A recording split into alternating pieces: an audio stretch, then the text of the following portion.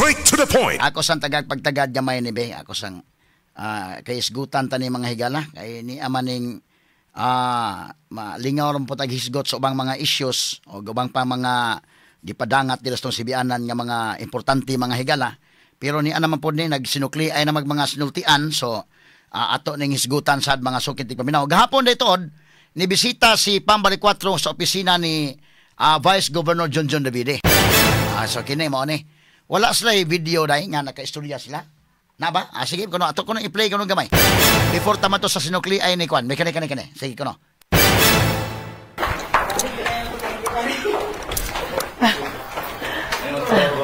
Let's go! May bunta kayo. It's a pleasure to meet you here in your office. Yeah. Thank you kayo. Hello, may buntag ninyong tanan. Hello, nice to meet you. Hello. Sir, nice to meet you. Hello, board. Hello. So, visit si Pambali 4. It's okay, wala problema.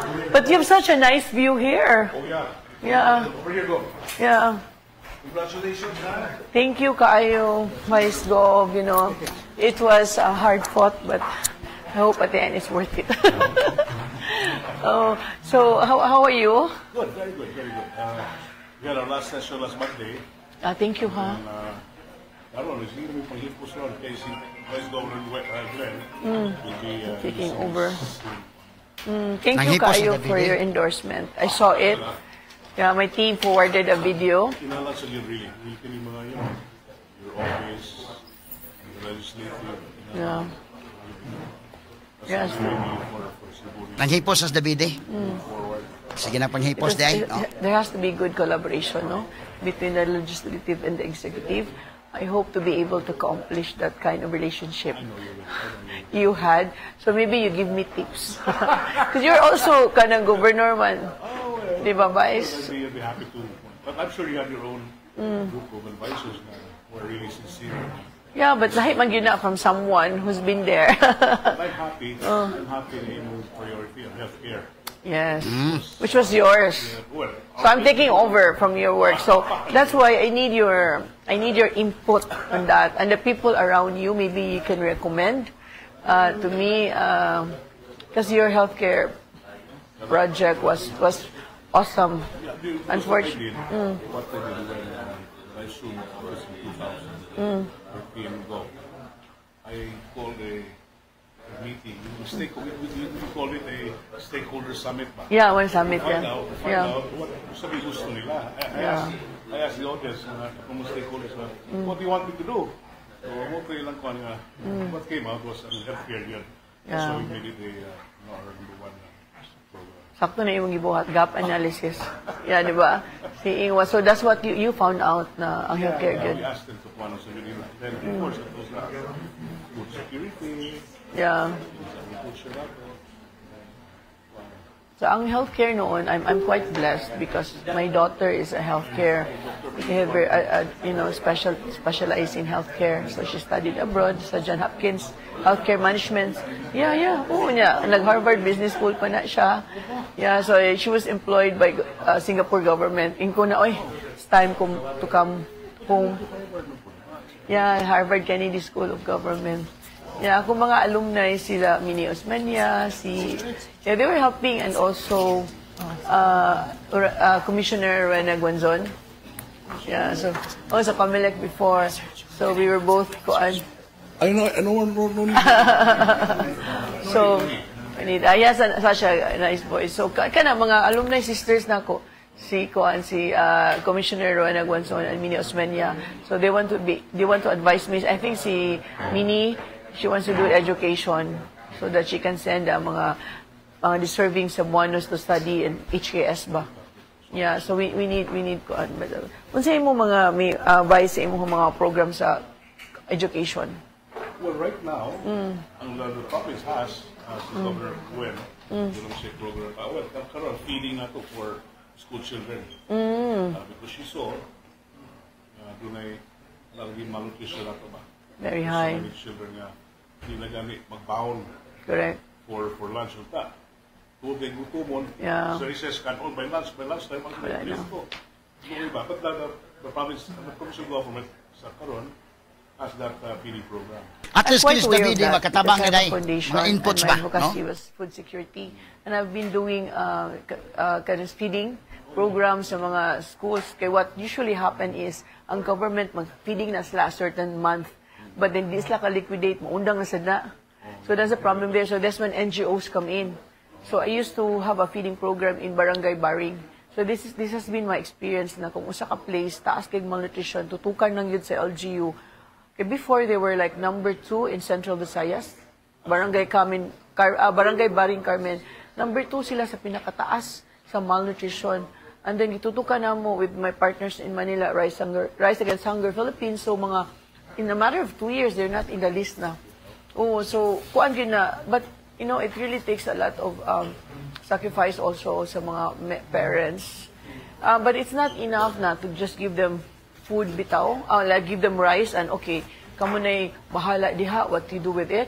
I think there has to be a process there na tagaan gud sila og kanang proper food ba, kanang every week na agi meal plan, and then budgeting ana, it has to be hanay kay kung di gud na siya mo sustain vice.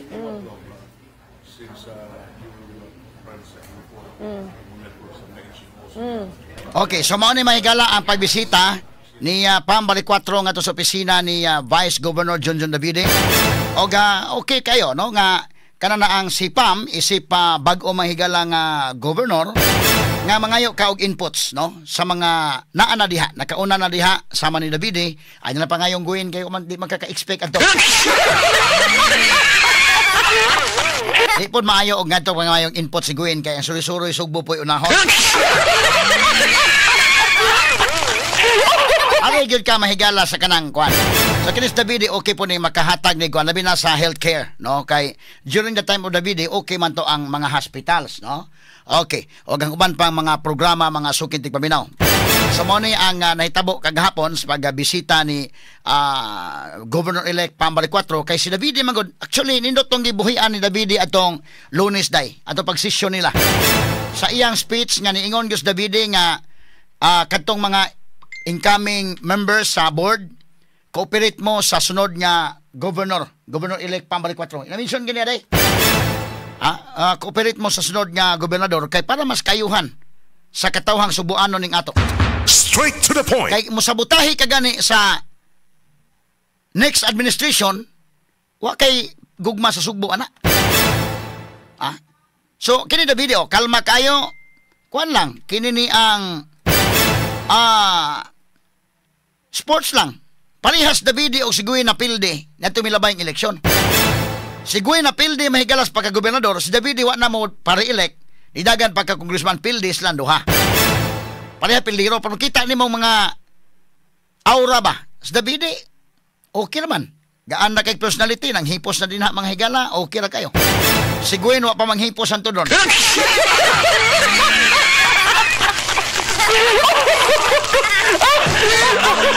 Unsa pa kayo nahuna-hunaan aning Gwen, no? Muna nga di kita mapakalimot sa tong countdown iniga June 30 mag-countdown na sa tas oras na sa yun store. Kay alas 12 pa man sa udto mo check out. Unsa pa kay ang buhaton sa buntag no? Astilan mga sukid tigpaminaw. Now, human sa pagbisita niya kang Vice Governor Hilario Davide. Dako-dako ni ang opisina mo puli na sa Glen Soco. Wa tagai og kalisod ni Davide sa Glenday. Hipos na siya. Aron nga makapuli pod si Glen. Pero dito sa Governor's Office porbida ni June 30 ani magbarong-barong lang sa pamila dito og opisina day. Kay wa pa man mohawa sa Gwen gyud. Unya na sa mohawa tas 12 sa udto gyud. Basta mo pa'y pagpanghakot ha, ini alas 12 sa udto. I-remind na lang daan sa buntag pa nga mo check out nakakaroon taon-taon, ma'am. Pareha ba sa mo check-in kag hotel, unya i-remind na kadaan mahigala sa kinini ang front desk. Tawagan na kandaan dito sa lipono nga kuan. Dili po kayo klaro nga papahawaon na kaday kin inyon lang ka nga ma'am. O sir, basin na ay mga ipadalang mga bag ba kanang ready na mo assist.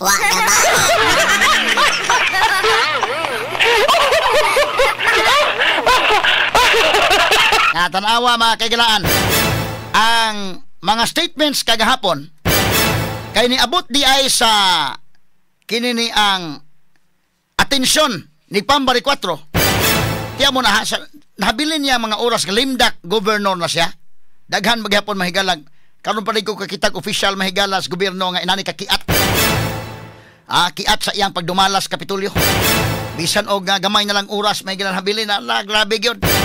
Gipambuhat may gini kay nabantayan ato mga Sugboanon. Ang katong 1.2 billion nabantayan. Unya do na pa mahigala iyang trust fund. Nya kini karon na di ay atong basahon ning gisulti ni Pambari 4 mahigala kini ang statement. Ato sang basahon kini tubag pusguin ba yan akong isgutan unya dayon atong hulbaron sa Binisaya kung kutubs tong mahimo. Matod pa din si Pambari 4 miingon ini iyang gisulti. So the people may know, aron ang katawhan makahibaw. It has come to our attention that the outgoing governor has requested the national offices of COA, COMELEC, DAR, and DILG to vacate the respective offices in the legislative building, aiming to convert the space into her personal office under the office of the vice governor. Straight to the point. Sa Binisaya pa na dungog na mo nga ang nadungog na naabot sa among atensyon nga kining mohawaay na nga gobernador nag-request sa national offices nihangyo ni request sa national nga ahensya sa COA, COMELEC, DAR o DILG upat din ikabong naa diha day COA, COMELEC, DAR o DILG upat day na nga mo bakwit sa ilang mga opisina nga nahimutang sa legislative building aron kuno kini magamit isip iyang personal nga opisina ubos sa vice gobernador. Straight to the point. Mo ni ang sulti ni Pambari 4 gikot ganit ni mahigala sa gikot panistanan newspaper asang Cebu Daily News kita po sa DWHP na po tayo itong kagaling nakuha ni